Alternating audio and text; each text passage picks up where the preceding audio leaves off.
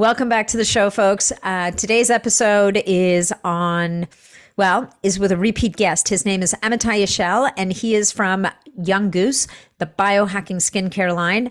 And we talk about skincare, but really what we talk about is how the aging of skin is related to the aging of the body, and why taking care of your skin as we age should be as much a part of your anti-aging regimen as pretty much anything else.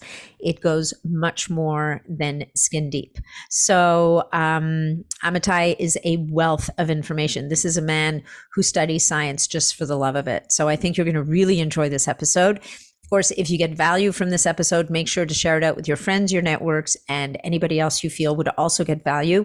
And if you're feeling inspired, make sure to leave us a 5-star review, because that's what allows us to rise up the rankings. And if you're looking to get in touch or learn more about Young Goose, you can go to younggoose.com. There's 2 G's there in the middle.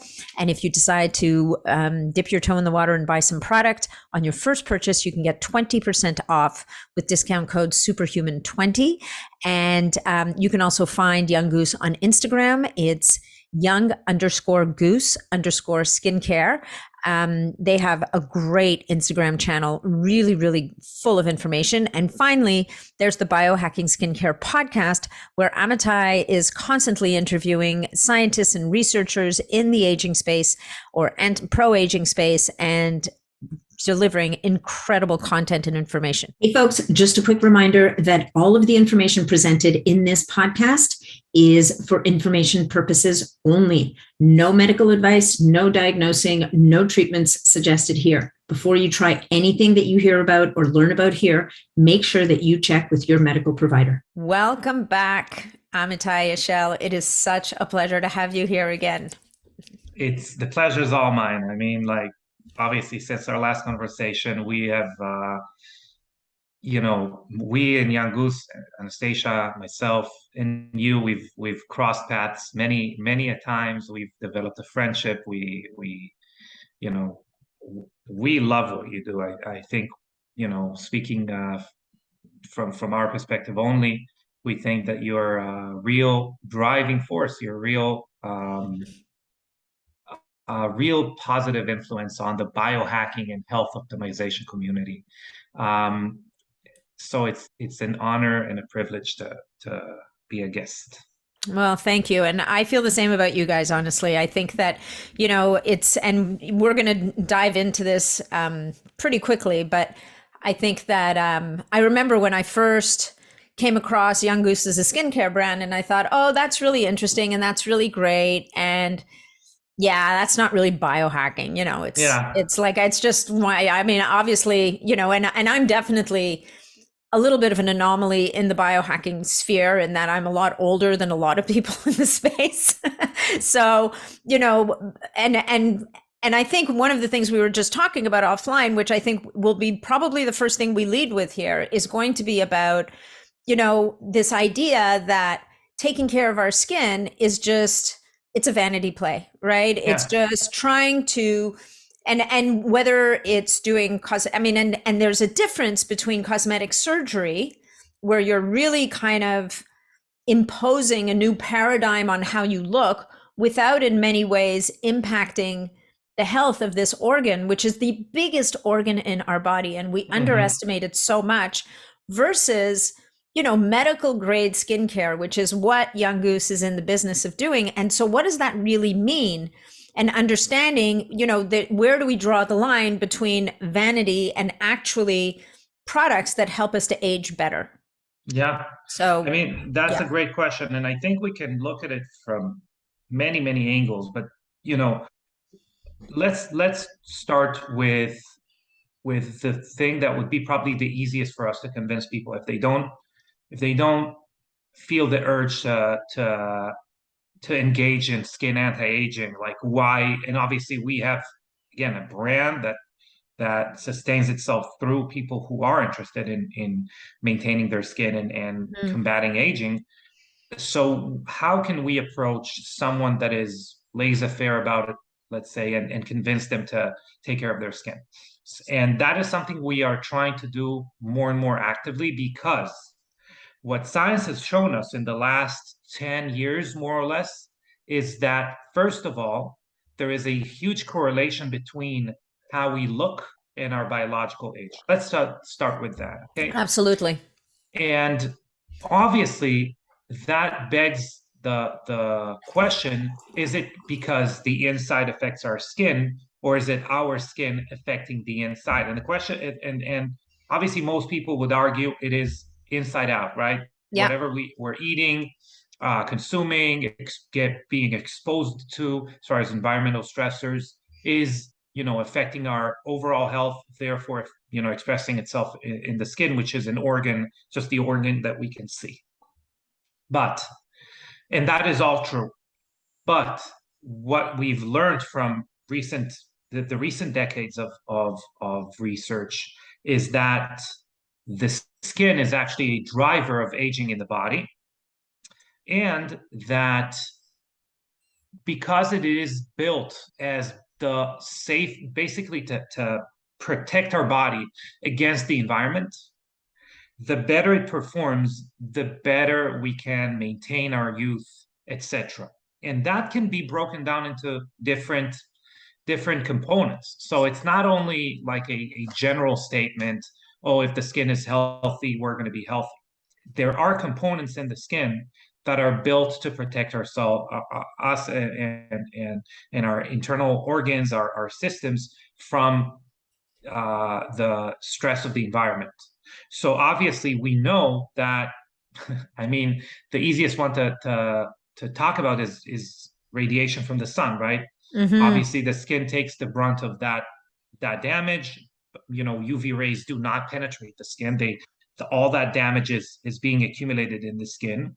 And what happens is, obviously, if we didn't have skin, it would have burnt the layers underneath.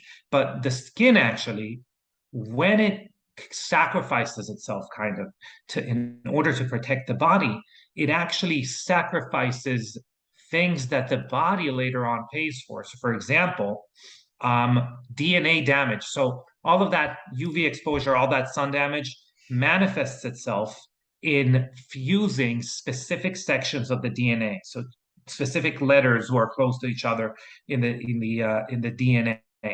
And what that means, you could think of a DNA of your DNA as like a recipe, like literally a recipe for a cake or something like that. Imagine if the letters got fused one to another. You would expend much more energy to read what's going on there, and you might get something wrong, right? Right.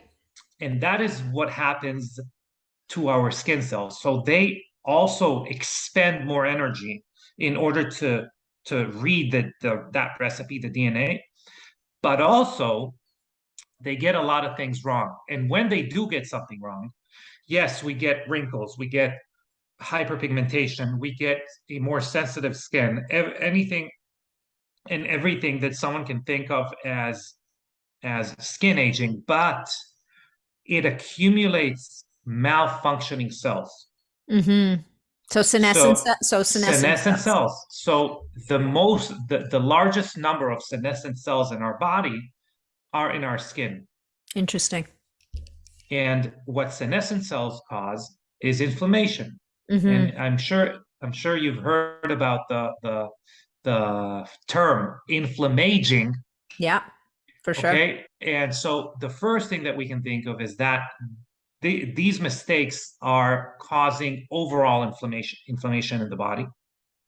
And those cells, and in general, cells that are not functioning optimally, also draw energy in the form of NAD from our body as a whole. So our body is built to recycle all of its NAD. NAD is basically an energy potentiator. It is not energy, but it is what allows your body to create energy. So if we remove the NAD from your body, NAD plus from your body, you will die in 30 seconds.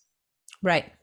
And by having NAD fuel DNA repair, we are depleting the NAD from our body and taking it from tissues that might need it more. or in general, we're offsetting the balance of the ratio of the balance of NAD in the body. So if the body only can recycle a certain amount of NAD and we're placing a higher demand of NAD on the body, we're literally offsetting that balance. And one of the things, and if anyone has read Dr. David Sinclair's book, or there are a few prominent researchers that are obsessed with NAD and ways to boost it and elevate it, etc. Why? Because the less NAD we have in the body, literally the aging process is exacerbated. So that's just a window as to why a healthier skin means de facto a healthier organism, in that case, ourselves. You know, I just wanted to point out a couple of things, though, I mean, about what you said. And I think that one of the things we forget about the skin, and I'm going to take us back to the sun for a second. Yeah. And that is that the skin has it's not just the barrier. Like, it's the place where vitamin D3 and cholesterol like interact. Like, this is where the body, I think the point is that it's not just there as an envelope. It actually functions and produces things for us that we need. And so, you know, you could argue, well, for the nicest, most youthful skin, just never go out in the sun ever. That would be catastrophic, right? You would die without any sun. And obviously, what we're talking about here is excess sun exposure, and we're talking about sun exposure at the wrong times of day. But, you know, one of the things that I think it's a bit of a paradox is that you could almost argue that you need a little bit of sun exposure at different times, like, you know, very early in the day or later in the day, for optimal health, because even your skin will suffer from a deficiency if you never get exposure to that sun. Yeah. And now we can, first of all, if we talk about that, we can also see how different types of mechanisms in our body kind of need the same thing to function. So our eyes also need to be exposed to blue light in the morning. If that doesn't happen, obviously long term we're going to have seasonal affective disorder, which means you're getting depressed because you're not seeing enough sunlight. We need sun in general. Our exposure, exposing our eyes to the sun in order to manage our circadian rhythm, which means like which hormones are being expressed at which times, etc. And also our skin, which is a hormone creating organ because it creates vitamin D from sunlight, is obviously it's imperative for us to expose our skin to the sun. A few things I'm going to say about that. First, our facial skin is being, because we're wearing clothes, etc., is being predominantly exposed to the sun, right? So it doesn't matter really what we're doing, we're going to get a lot of sun exposure on our facial skin. So if we want to, you know, synthesize more vitamin D3 and also be more efficient doing that, we should expose the rest of our body to the sun, because again, from a vanity point of view, but not only, but you know, it's also because the back of our hands or our face are the areas that are being exposed most to the sun, and that's why they show aging more than other areas. So I'm looking at my hands. Yeah. the back of our legs, for example, or our backs, are the area between our armpit and our hip. These areas get a lot less sun exposure, and we can offset the ratio between damage and benefits if we exposed them instead of our face. So if we are going to the sun, and we want to do it around 30 minutes continuously a day, we do want to do it like before 10 a.m. or after 4 p.m. And we want we want to expose areas that are less exposed on average, because obviously the fact that you can, you know, look around and use your vision to see everything means that there is light around you. It can be from the sun, but it also can be artificial. And artificial light is actually all bad and no good.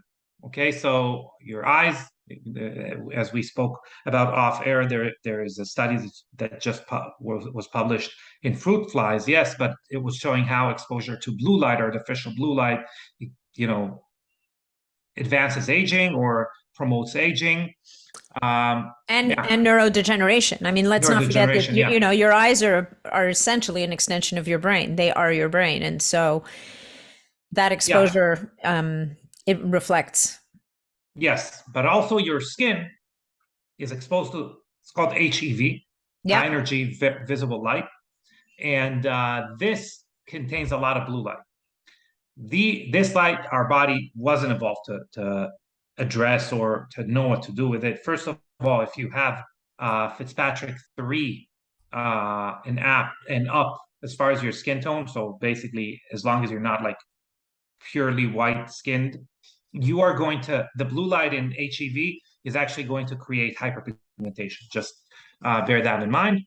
And also it does create some damage to your skin barrier, to the antioxidant ability of your skin. And as we said before, it is also damaging your DNA because this is it's a lot of photons that are going to the same direction at once, and that is something that is unusual normally in nature. So it is much more harmful per lumen, per unit of light energy than normal sunlight. Yeah. I have a question for you. So then on that basis, and I know you guys just came out with an SPF, which we'll talk about in a minute, but so would it be beneficial for someone like me to be wearing some kind of sunscreen during the day when I'm sitting in front of my computer? Like, would it protect my skin, my face from the non-native, like the artificial blue light and being given off by my computer? Yes and no. I mean, again, sunblocks, and it's definitely a conversation we should have, is obviously a hot topic in general in the biohacking community, health optimization community, but also it is true that it is very convoluted. First of all, there are chemical sunblocks. They contain chemicals that are not necessarily friendly for your body. They get absorbed in the body, and even some mineral sunscreens. When you flip the bottle, you see that it does contain a mineral sunscreen, zinc oxide, titanium dioxide, but it also contains chemical sunscreen. So when you see a mineral sunscreen, it doesn't mean it's 100% mineral. That's number one.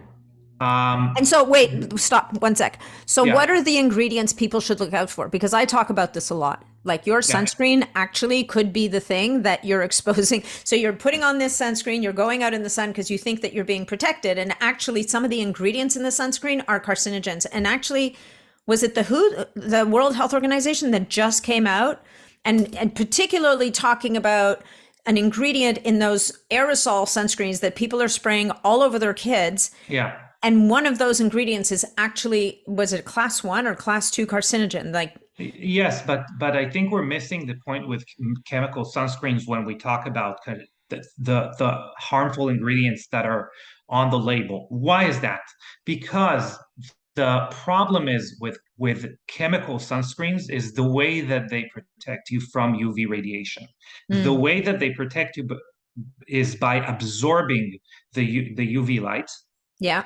And converting it into thermal energy, which means to heat, which means that the same compound. So would you use would you eat food or use something on your skin that's been sitting in your car for like a day? No, right? So imagine a sunscreen that if you're out and active, you should be applying every 2 hours. And this sunscreen literally heats up those molecules that they could be safe. So for example, vitamin E, or we can talk, there are many examples for that. Things that are safe in room temperature, but when you heat them up, they become harmful. So in general, it's not even about what the label says, it's how chemically these things react to heat. Okay. And that mineral sunscreen, so zinc oxide and titanium dioxide are the two that you want, the only two that you want as far as sunblocks. And that's very easy to discern because sun protection is a drug, classifies as a drug in the United States, and in Canada as well. So you are going to have like drug facts on sunblocks, Right. and the active ingredients, as far as the drug is concerned, are the sunblocks. Okay, the sun protecting agents. Mm-hmm. So only zinc oxide and titanium dioxide. Now, and again, some mineral sunscreens, they want to use the word mineral, so they're going to have zinc oxide, for example, but they also are going to have some chemical. So that's again not good. How do the mineral ones work? They actually reflect light. Right. They deflect, which is why you look white like Casper the Ghost when you put them on. Yes. You And should see there are my husband, who's no good at putting on sunscreen at the best of times. I give him like a mineral sunscreen, and he's looking like the wall behind you. It's a bit sad. So what we do is we have a few ways to offset that. So we use basically clear zinc oxide, so it's not white. And the other thing that we're doing is we're adding another positive ingredient, which is iron oxides, which gives it a little bit of a tint. It's not like a makeup tint. I still use it, men still use it, but it gives it a color that is similar to skin color. Okay. And then it doesn't have any drawbacks as far as color is concerned. But going back to your question, there are ingredients in skincare that can protect you from HEV pretty well. One of them is ashwagandha. Nice. Yeah. Interesting. So we have a few products that are to be used during the day that have only ashwagandha in order to provide some protection from HEV. But you're asking a bigger question. It's like, should we be using sunscreens or some kind of protection for our skin if we're not outside in the sun? And because we believe that the environment that we live in right now is as harmful as UV, as far as to our skin, as far as EMF, as far as, again, we talked about HEV, as far as pollution. Okay, if you're not living in Yeah. a secluded area, you're getting pollution. And that pollution, again, your skin is sacrificing itself in order to protect you from pollution. So all of these things actually are as important in a we call it like a bioprotectant or like a skin protectant, as much as the SPF grade in that product. And what we did is try to address all of them with different active ingredients that work very well together. And I know you're the peptide queen. So one of them is a peptide that is from bacteria that lives, it's called an extremophile. Extremophile. Oh, I like that. Extremophile. The word of the day, people. So as you know, I'm from Israel originally, and when I was growing up, when we were going on field trips to the Dead Sea, they were telling us it's called the Dead Sea because there is no living organism there. Have you ever heard about that? Have you been to the Dead Sea, by the way? I have. Okay, so I have. Did they tell you that nothing grows there? Well, nobody was there to talk to me, but they could have told me that. I probably wouldn't have believed them because I believe that organisms have developed to live pretty much everywhere in every environment. Yes. So we may not know these organisms as well as we know the other ones, but I would find it hard to believe that there's nothing growing in there because that would make it a sterile environment, which it's not. Yes. Exactly. So what we did was we actually harvested a peptide out of extremophiles, which are organisms that do survive and thrive in those climates. Right. And the way that they do it is they have a specific peptide that continuously repairs their barrier. Huh. Continuously, just nonstop. So cool. Yes. And what we do is when we incorporate, it's called ectoine peptide. Yeah. And that's something you're going to start to see in skincare more and more and more because it is a magical ingredient. There's no patent around it. If it's pretty expensive, but if other companies if you're going to start to see it more and more because it's going to prove as a very effective skincare ingredient for a few reasons. First of all, as we said, the skin barrier, which contains our skin's ability to protect our body, also from like things like water loss Mm-hmm. and oxidative stress. So it has antioxidants in Right. the form of vitamin E. And as we grow older, we're exposed to the elements, whatever that is.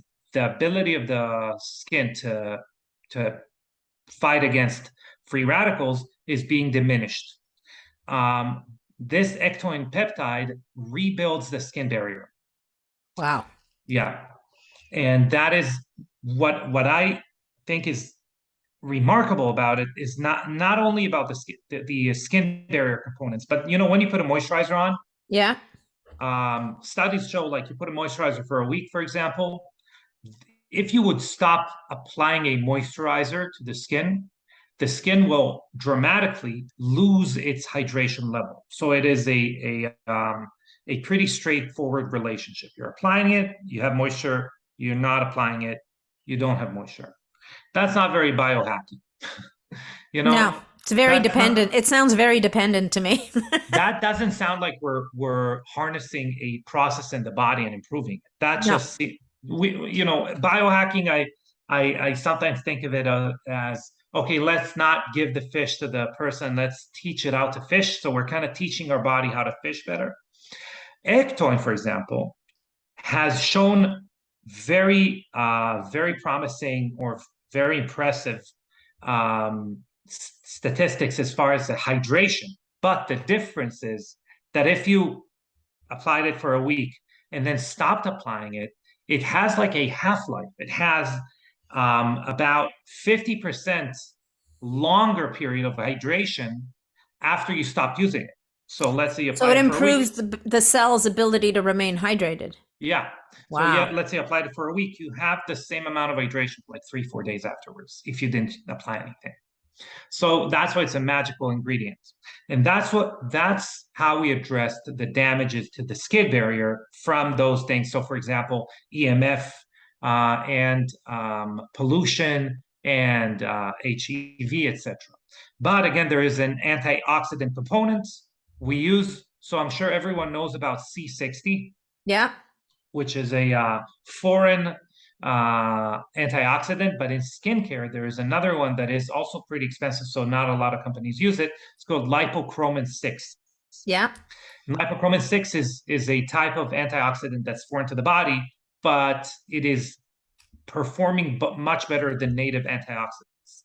And the reason is because normal antioxidants in the body, they're geared towards fighting oxidative free radicals. Actually, I'm using the wrong word. I'm using antioxidants, right? But free radicals Mm-hmm. do not only come in oxidative forms, they also come in carbon and nitrogen forms. Okay. So the things that disrupt the function of our cells are not only in free radical oxygen form, they also have two other forms that are more pollution based. Oh, so nitrogen and carbon Free oxidants. radicals, Free yeah. No, radicals. they're Yeah. not. They're not oxidants really. We know Oh, yeah. reactive Oxy being oxygen species. oxygen. Yeah. Yeah. Yeah. Yeah. So free radicals. So free radicals that are oxygen based, they're called ROS or reactive oxygen species, but there are also reactive nitrogen and carbon species. Interesting.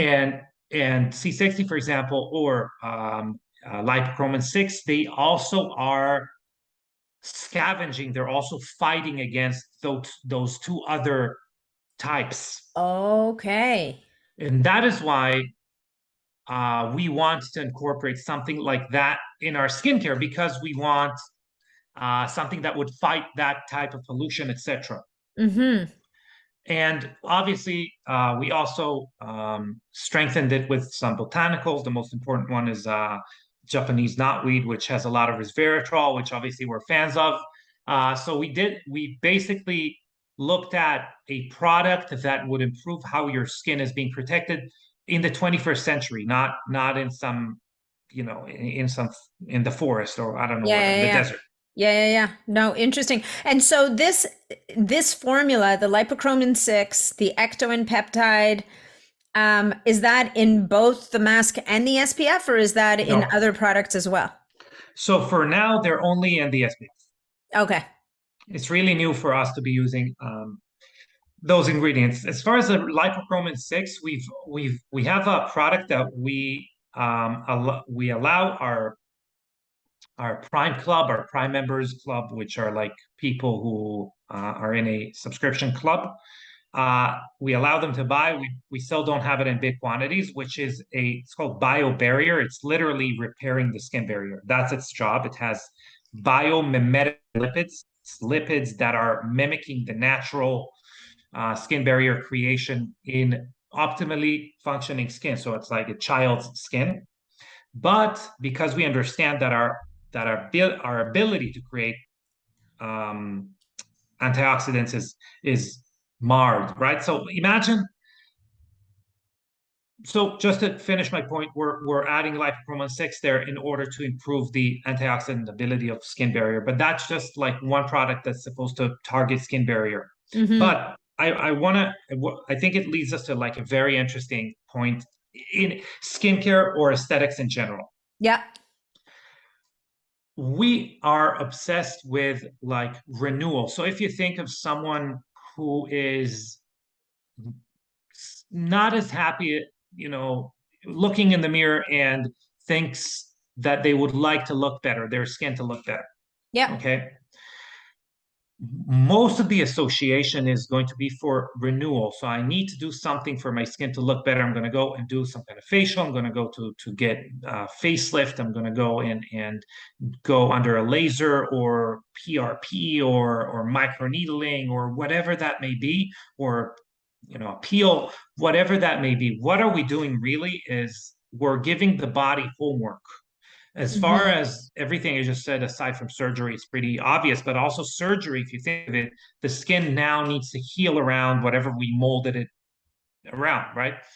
So in any case, we are now the results are going to be only as good as what our skin allows the results to be. So the genetic information, we're going back to the genetic information, the epigenetic information, that is now controlling how well we're going to react. It's not a secret that a lot of plastic surgeons do not accept people who are smokers, for example, for that reason. Right. Because they've done so much damage and they're still doing it on a daily basis. Exactly. Yeah. The whole premise of Young Goose is how do we improve that other aspect?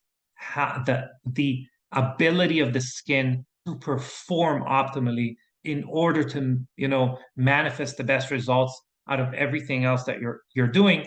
And if you're not doing anything, how does the skin perform optimally? And obviously it looks better by doing that.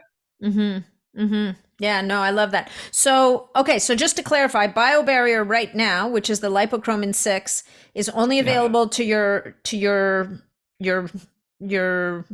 Prime members. Your Prime member club members. I remember we talked about this a while ago, actually. But eventually you'll be rolling it out to the general public, or should people be running? I mean, people should be running to join your Prime Club anyway, but they should, because very, very soon it's going to cost a lot of money to get into that club, and we're going to change some things up. But yeah. So you heard it here first, ladies and gentlemen. And this is another thing I want to talk about. You use your products, right? Yes. So often, and this is a total sidebar, and we're not going to stay here for very long because it's not that. I mean, it is important, but I feel like it's only in the last few years that men are suddenly waking up to the fact that, hey, maybe I should be using something on my face. Like, it's funny. I was talking about Young Goose products to my mom. And, my dad's sitting in the back seat and he's like, well, what about me? Like over here. Like, oh yeah, you. But, but men's skin does age better because it's thicker, right? Like you guys, it takes longer like our skin tends to be more delicate. We lose our estrogen. Yes, it's actually more than the thickness of the skin. Men's skin does not decline as fast as women's skin post-menopause. Yeah. Yeah. Well, it's basically because we have that menopause hit that strikes a blow. And I mean, we won't get into BHRT, but I know that for a lot of women, one of the visible signs of being on bioidentical hormone therapy is that they don't see that massive slide in their skin. Yeah. But that translates into their bones and to so many other areas of aging as well. So, Yeah. and that is the other thing I wanted to mention is I think that, I mean, everything we can do to improve our skin and the way that it's able to deal with the assaults of the environment, as you're talking about, which I think we don't talk about that part, right, of skincare often enough. But the other thing that people have to remember, and when you're looking at the results of skincare, is don't forget that some of what you're seeing in the mirror is actually what's happening under the skin, right? Yes. It's the Yes. infrastructure, it's the scaffolding, it's what's holding when Shirley MacLaine had a very famous quote. I don't know if you even know who Shirley MacLaine is, but you might not be old enough to know who Shirley MacLaine is. But anyway, she said something about, the worst thing about aging is as soon as you get your head together, your ass falls down.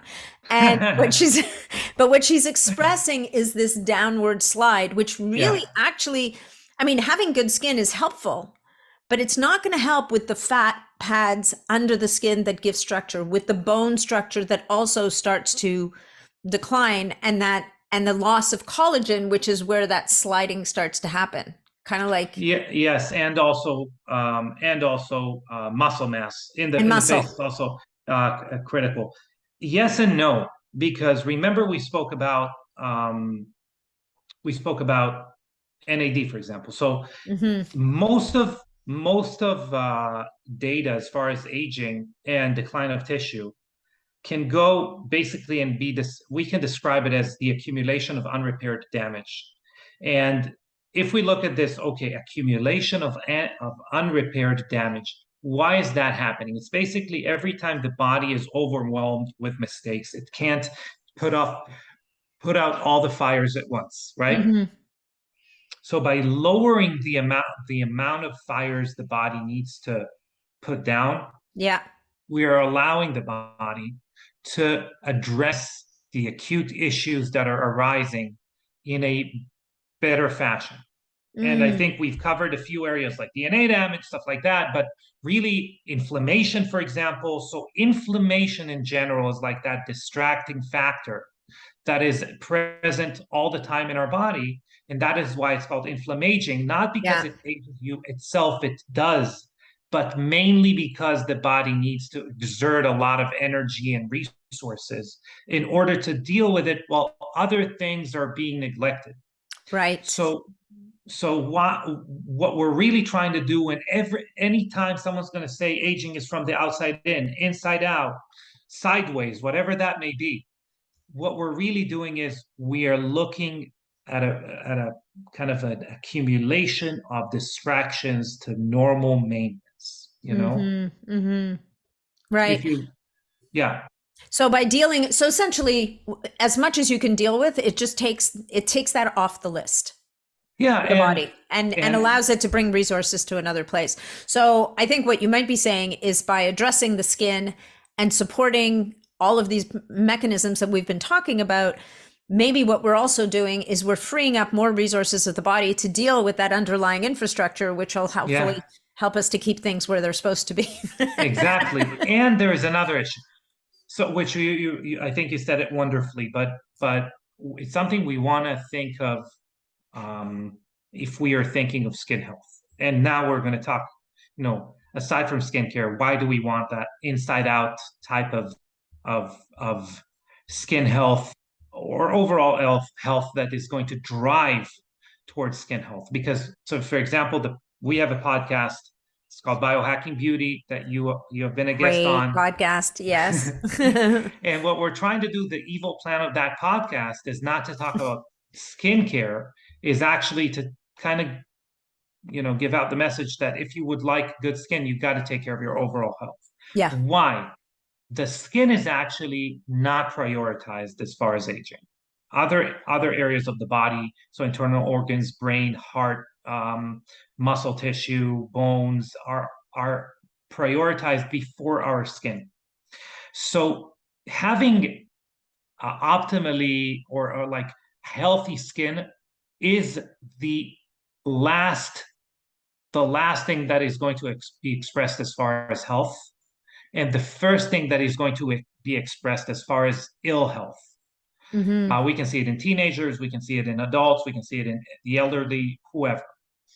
So the skin is a mirror, or is a kind of a as a golden star, or a first prize medal, or whatever, to having all our boxes checked, all our boxes ticked as far as health.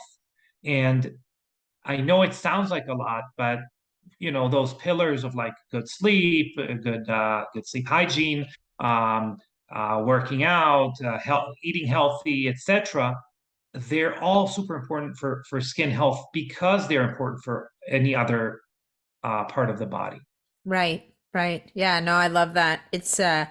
Yeah, I mean, I think, there's two things we talked about here. Number one, we're acknowledging that the skin is obviously a reflection of your internal health in many, Yeah. many cases. But at the same time, that it's a contributor to optimal health. Yeah. Like it plays both roles, right? It's Yeah. both a reflection, but at the same time, you don't take care of your skin and it's going to, in some way, it's going to show up as a Yeah. deficit in the body. Yes. And basically, I'm sorry to break the news to anyone who isn't aware of it, but we are designed as a creature, as a mammal, to pass on our genes, and then evolution does not care about you. It just No. does not. And Yeah. the reason it does not is because you are not, the minute you stopped contributing to the gene pool, or to the whatever, to the Survival next of the species. generation, Survival of the species. Yeah. yeah, you are literally irrelevant. You have not contributed anymore. Yeah. We can argue that the reason we live for so long is because we have a contributory factor that is past our DNA, right? Like, it's the community or whatever it is. But it doesn't mean that the body needs to maintain itself as well. Yeah. And our skin is one of the things that kind of goes haywire, is the fastest, because it sacrifices itself. It keeps sacrificing itself. So one of the organs that we need to chase after the most, quite literally, in order to keep all our systems in check, is our skin, because it is the thing that accumulates more and more and more and more damage, and it is accumulating those fires that are too many to be put out at once, as time goes on, if it makes sense. Yeah. No, it totally makes sense. So let's talk a little bit. So the ashwagandha you talk about, where is that? What product is that in? Because I'm trying to think. So because I've got an array. One of my clients just wrote to me and said, "Okay, Nat, I want to know what Young Goose products you're using, because I need to place an order." And I'm like, "All right, you asked. Here, fire away." Like, I use a shot for someone who, well, I'll be honest, like, until I met you guys, I mean, in my earlier life, I virtually did nothing for my skin. And then when I kind of hit my 40s, I started thinking, maybe I should like put some moisturizer on once in a while or something. And then it wasn't until I met you and Anastasia that I really kind of thought, okay, I need a routine. And now I've gone from 0 to 100. My routine, there are a lot of elements to my routine, but where am I getting my ashwagandha for my skin from? Because I know I'm getting NAD and resveratrol, I'm getting the Arnoble products and all that, but where's the ashwagandha coming from? So ashwagandha we have in a few products. The two that are available for everyone are the adaptogenic HA firming boost. I have that. Yep. I love that. That's why it's called adaptogenic. I was going to say, that's why it says adaptogenic, right? Yes. And we also have it in the HRV body treatment. I have that too. Yeah. I think. Yeah. I have that. The big tall bottle. Yeah. Yeah. That is a product that people have been asking for us to make for a long time, like a body treatment. It's a beautiful, beautiful body cream. Thank you. I think we're probably gonna tweak the formula in the future. In the next few years, maybe we'll get an Arnoble there if we feel like it needs it. But one of the things that drove the creation of it was that was understanding that you're going to be applying it on large areas of the body, and we can apply a product that is going to contribute in many levels as far as the organism. Again, when I talk about the organism, I'm saying the full holistic health. So it does have ashwagandha, and it also has a type of chamomile that's called blue tansy. Mm-hmm. And the reason we use this chamomile is because it's high in apigenin. Nice. And apigenin basically downregulates or inhibits the thing that breaks down NAD in the body. So a lot of people kind of leave that out when they talk about their NAD health. CD38. We talking about CD38? CD38. Very good. Yes. Yeah. So CD38 is something that with age actually we can see it in the bloodstream as being, obviously is overly expressed. It breaks down NAD, and that is part of the problems, for example, with shuttling NAD around. And by creating a product that does do that. But what do we know about ashwagandha and blue tansy or chamomile, aside from these effects on the skin, is that when they absorb systemically, they contribute to relaxation, to well-being, to HRV levels, getting you out of the fight or flight state. And that is why we wanted to create this product that really communicates between our kind of set of beliefs as far as what a skincare company should be doing. Like, how do we communicate what is a healthy skin? And I'm actually going to be giving a talk next month at the Faina Hotel, which is here in Miami, about the effects of stress on the skin. Nice. Yeah, because stress. I think there are two types of stressors. Stressors that require immediate action. Yeah. And stressors that require adaptation. So you're talking about acute versus chronic stress, right? Well, no, because both of them can be acute. I mean, like if a lion chases you, or if I eat a plant that has a lot of its survival mechanisms activated, mm-hmm. i.e. like resveratrol, right. curcumin and turmeric, or pterostilbene in blueberries. These are all, for example, so pterostilbene and resveratrol, they can be for a reaction to high levels of UV. Right. Okay, so we're going to eat those plants. We're not very good at our body's not very good at adjusting to just high levels of UV radiation. But if we're going to eat those plants, our body's going to get the hint that it needs to fortify itself against something like that, and we're going to get less UV damage. But so that's still acute as far as the stress goes. Right. But if a lion's going to chase us, our body's not going to be like, oh, I need to adapt. I think it's a good idea if I become a little faster. It's like I need to express, like to expend all the resources possible right now, right here, right now. Right now. Yeah.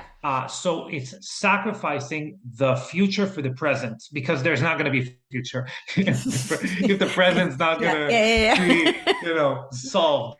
And cortisol is a hormone that is expressed when something needs to be resolved right now. And obviously, we know the famous saying that there is no lion chasing you, or there's no tiger chasing you, right? You need to remind it yourself all the time, because in our modern society, there's no real reason for us to, most of the time, to be stressed to the point where our body's telling itself, okay, I really need to preserve the present and sacrifice the future.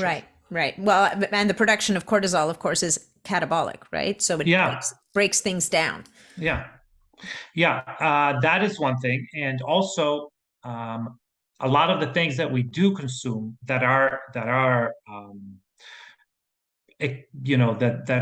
acute stressors in the body, or like fast food, the bad oils, whatever that is, they are also depleting resources because we're basically poisoning our body. So our body really sacrifices future resources for the present. So all of these type of things that we think are helping us with mental with dealing with the world as it is, we should find different ways to address them, because what they're doing is they're aging us. And actually, what we're going to be doing by that is in 5, 10, 20 years, we're not going to be able to deal with the world as well because we sacrificed those resources. Yeah, no, I agree. I have a question about the body cream then. You mentioned HRV, you mentioned calming. So would it be maybe better to use it would it be great to use it at night? I don't know if it's better, but I wonder, I actually might have to do with a little test now. I may need Yeah, to use please it do. every night and see if it changes my metrics. Yes, please do. In my opinion, and that's why we wrote on the bottle, we would like you to use it twice a day, because in my opinion, I can tell you about myself specifically. Running a business is not very soothing. It doesn't contribute to good Soothing. HRV. And No, no one said, I need less stress in my life. Let's open a company. no, said So nobody ever. Yeah. Said nobody ever, unless I don't know what their previous job was, maybe. But to me, and I can tell you, so to me, one of the things that contribute the most to productivity is mitigation of stress. Yeah. I can talk about different things that I do, like um, brain tap Yeah. or Trocom by Troscriptions, taking, yep. So I take like a quarter of that thing when I feel like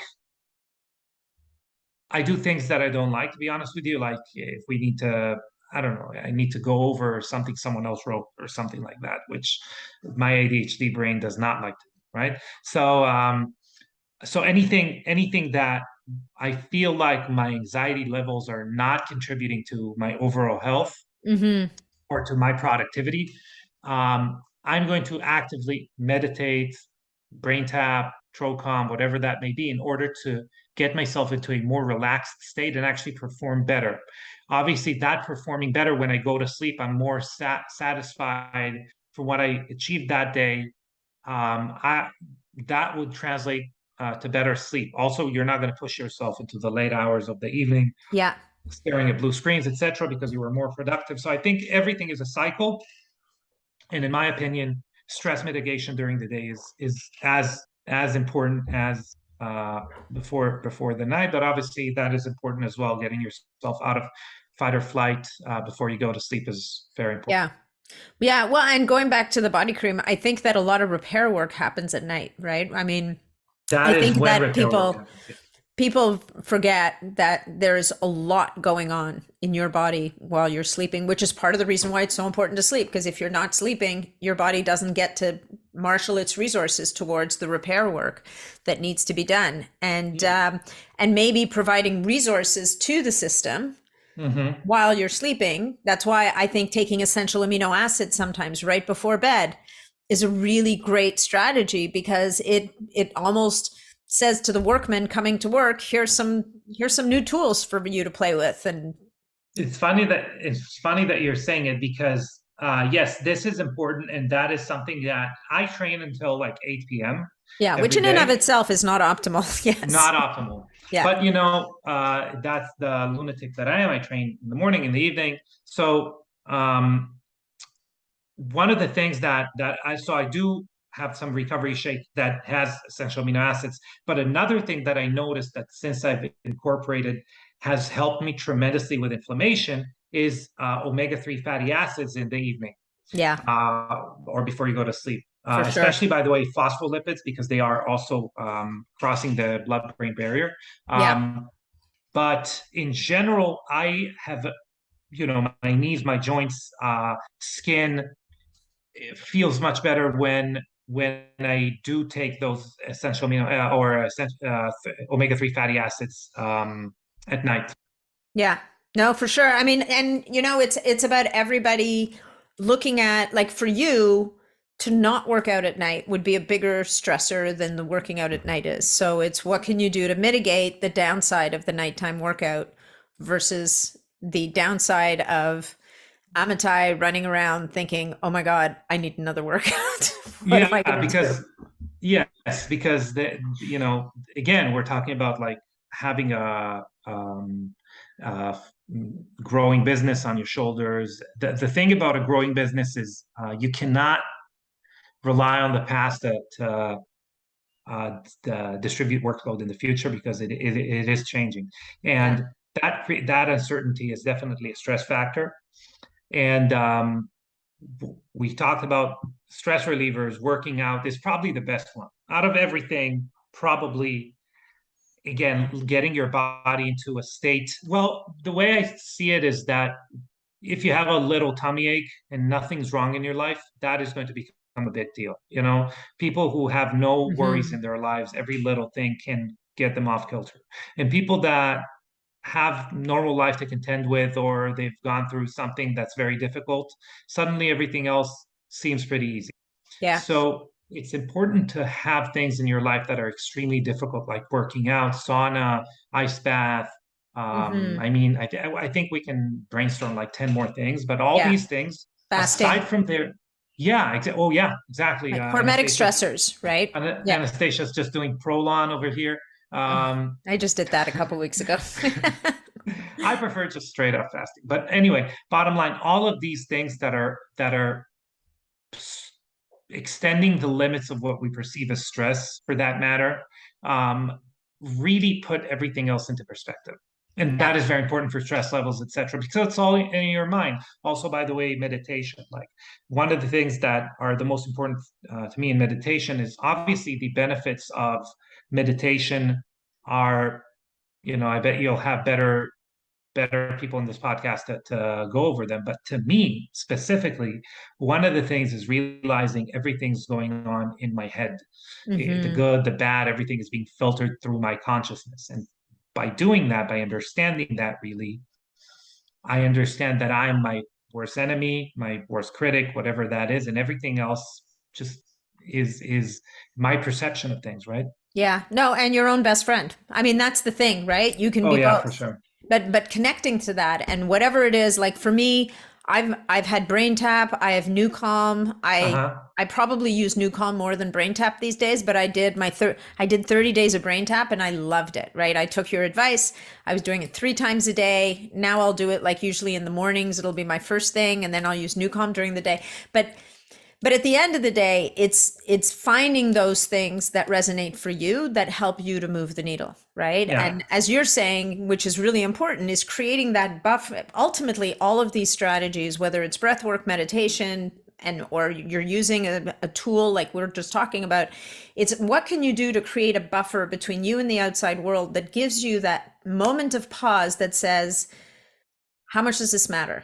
What am I going to be Yeah. able to do? What do I want the outcome to be? Right? It's like Yes. it's all of these things that give you that moment that stops it from just reacting, stops you Hmm. from just reacting to choosing. What is my response going to be? So it's something that you actually have to turn off in jujitsu, right? Yeah. When you're in jujitsu, you're in the moment, you need to react, react, react, react, react all the time. I think it's important to let people know that the reason I have a slash above my eye is Well, that's for people on YouTube. Yes. yes, that is jujitsu. That's someone's foot smacking me in the face. So Yeah. yes, in jujitsu, the reason jujitsu is, Mark Zuckerberg just talked about the fact that it's his new addiction. It might be because he's trying to look human. I don't know. But bottom line, uh, a lot of people are obsessed with jujitsu, and I assure you, my obsession is not because I like uh, to feel victorious over another person. It's actually not not one of my motivators. The main motivator is if anyone has ever read Stephen Kotler's books, Stealing Fire or Yes, things the most I love that book. Yeah. yes, Stephen Kotler talks about being in the moment and as he calls it, the flow or whatever you would like to call it, but basically that subconscious level of thinking that you're connected with innate or like primal responses in the body, like you're Hmm. taking out conscious thought away from procedures. And jujitsu has all the elements that I think anyone who wants to get into it really should read the book, or one of Stephen Kotler's books. It embodies all the elements, all the body and mental feedbacks needed to fluctuate you between going in and out of the flow. If anyone wants to see like just one short video of how strong flow can be, is when Chris Rock is sitting next to Kobe Bryant on the Lakers bench, because he can, one chair over is already the crowd, right? And he's trying to crack jokes to Kobe Bryant, and Kobe Bryant is just in the zone, and that is oblivious to Chris Rock talking to him. Yeah. And I think it's very inspirational. But basically, the more we can get ourselves, by the way, in like flow state, whether it is through yoga, meditation, physical exercise, running, whatever that is, we are offsetting a lot of that stress that is accumulating, and again, is going to express itself in the skin. Yeah. And if I had to convince someone that they should do it because they want better skin health, so when there is stress in the body, a few things happen that affect the skin. The first thing is lymphatic drainage. So our ability to drain, or to detoxify, or to move around toxins in the body and expel them, is reliant on our lymphatic system. It doesn't have any muscles, it doesn't have any muscles, doesn't have a pump like the heart. It relies on muscular movement and contractions in order to shuttle things around. When we're stressed, the muscles contract, and they're not contracting on and off, they're just contracted. That actually limits lymphatic drainage. We can see it in obviously in people who are sedentary, and they have lymphatic issues, but we can also see it in people who are overly stressed. And lymphatic drainage is something. So if you've ever seen people doing like gua sha, or like facial massage, facial yoga, the reason they do it, and the real benefits of that, is that lymphatic drainage. Everything else we could argue back and forth, but it's not proven by science. But lymphatic drainage that's number one. Number two, we talked about cortisol, right? So cortisol is that stress hormone, and one of the things that it does, because we as we said, it's geared towards getting away from immediate danger. It recruits stem cells. It recruits resources that our body needs for longevity, and it recruits them in order for them to be used right now. And the problem is that's why we get, by the way, gray hair. One of the reasons is cortisol depleting those pigment cells, or those stem cells from the hair follicle. So all of those things are causing basically depletion of longevity resources. And another thing, obviously, is it actually promotes senescent cells, because we're firing in all cylinders. There are just more mistakes that are happening. Energy creation in the body costs energy. It costs energy. It costs there is elevated oxidative stress, free radical load, and there's also basically waste that is being metabolic produced. waste. Metabolic waste. And all of those things promote senescence, and they also promote cell death. So what we're doing is we are actually saying, okay, we don't care about any of this. We need to resolve the situation right now. We're going to fire all cylinders, and we're left later on to deal with those harmful factors. So the more we can mitigate stress, the better we can promote longevity, because again, a lot of what longevity is avoiding accumulation of mistakes, or many fires at once. Love it. Yeah. All right. So I think we're going to spend our last few minutes talking a little bit about your lineup of products, because when we recorded our first podcast, you had 4 products, and I think 4 products in the lineup. So it was really easy for people to go in there and say, okay, I need night cream, I need day cream, I need eye cream, and they've got that cool gloss. I'm going to buy that because it makes my lips look amazing. I was looking for mine before the podcast. I think it's another bag downstairs. Now I get people who go on your website and say, okay, there's like 15 things here. Where do I begin? And I Yes. mean, I generally recommend that they start with those first three products at least. But, how do you help people to understand? Like for me, I've picked things up as you've released them. And so I've been able to weave them into my Hmm. routine, as it were. And even then there's sometimes I'm like, oh my God, I haven't used this in a little while. I better go back to it, kind of thing. But Yeah. what advice do you give people who look at your website and go, "Holy crap, this all sounds amazing. This all sounds important." So by the time that this podcast is going to be aired, we're already going to have a new new website, and that website's going to have like a quiz that you can fill up, and Nice. you're going to get some results saying these are the different kits that you can choose from. That's like a basic one. If you just wanted a couple products, that's like a middle of the road one. Probably most people are going to take middle of the road, but some people like me or like you, Nat, we're a little I extreme. We're going to be, oh, I want whatever the want best. all of it. Exactly. So Bring it. there's a kit like that too. That's number one. A better way to break down the reason the decision making in telling you to choose a specific kit. We have our basic products, as you said. These products are to optimize cellular function. The problem is that, and that's by the way, products that have NR Noble, which is our NAD precursors. So they're care and eye care. So these are the two products that we believe everyone should use. They are moisturizers that have those active ingredients that optimize cellular function. The problem is that most of the things, the accumulated damage, our body doesn't really know, or our skin doesn't really know or prioritize going back and repairing that. So we Hmm. do need, as we said, we can do it professionally, we can do it with products. We do need something to to give the body homework, and that's where our serums come in. Yeah. They are applied before the moisturizers, but um, they are the homework that the body needs. And that we have a few. So we have one that is all encompassing. It's called ProCare, and I have that.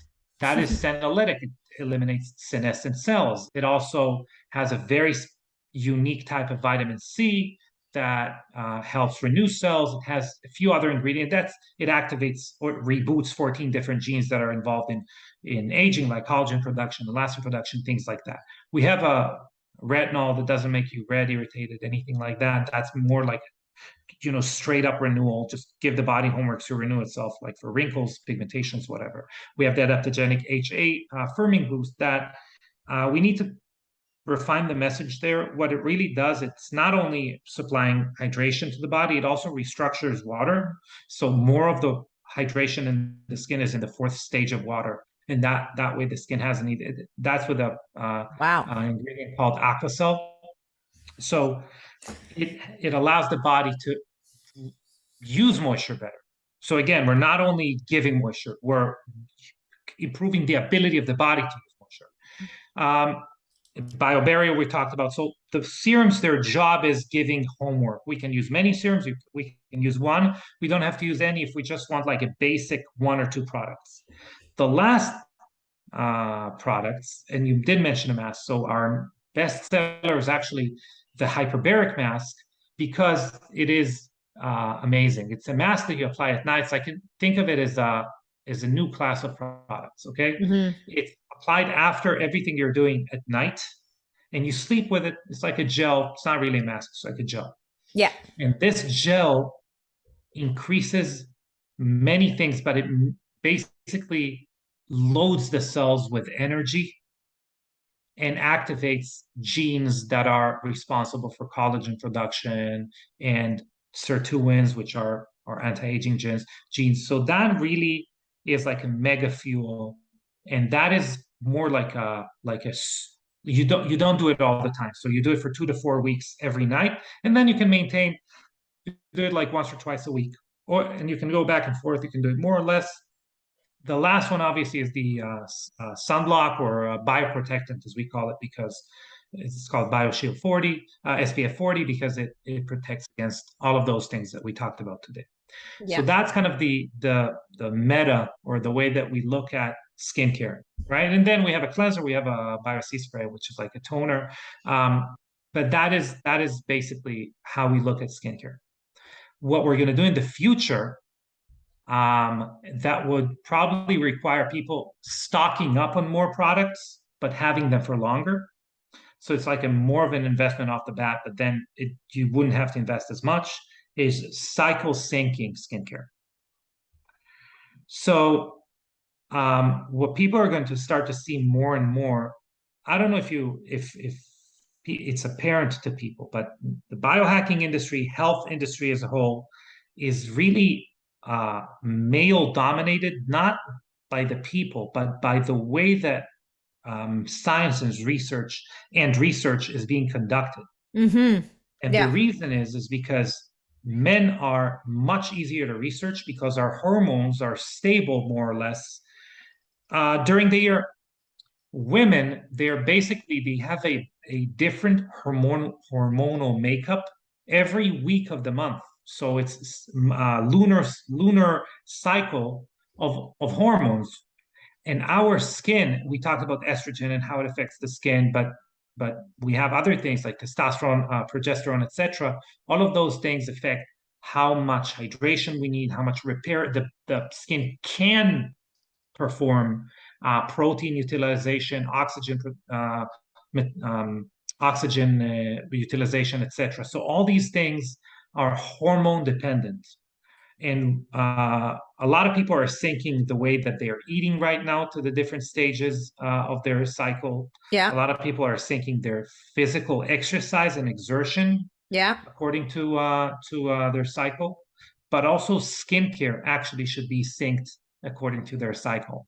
Wow.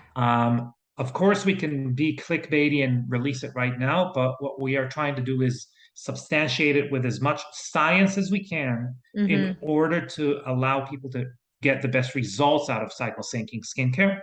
And that we're going to do in the near future as well. We're working tirelessly on it and spending most of our income on research and development for it.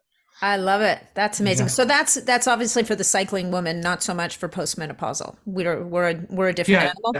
Yeah, it's obvious. So it's for the cycling woman. It is not for postmenopausal, or by the way, for people who are on bioidentical hormone replacement, or people who are on the pill.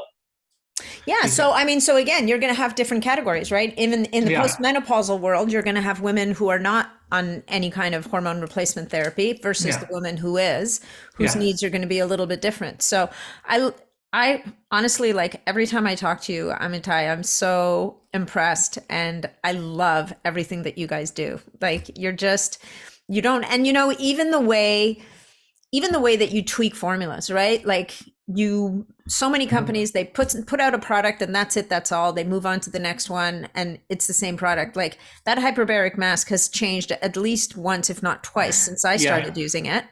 The lip gloss disappeared for a little while because you weren't happy with the formula, and now you brought it back because now it's up to your standards.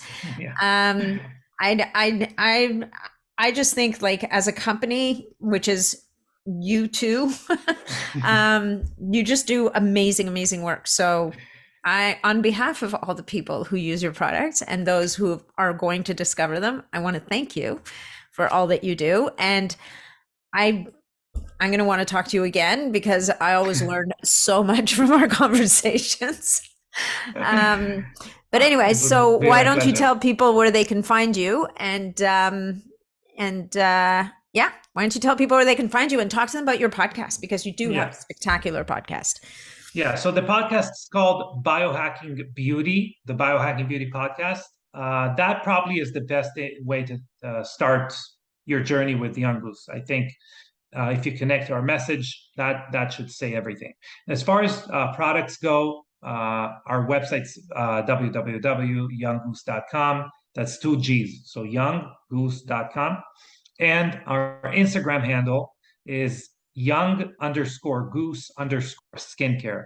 That is really where we daily are trying to provide information that is concurrent, relevant, up to date, science-backed, etc. We believe that's the best way to do that. And we're probably going to start a TikTok channel soon or something. We're not going to dance in that TikTok channel, but we're going to be probably like providing information that is more TikTok based.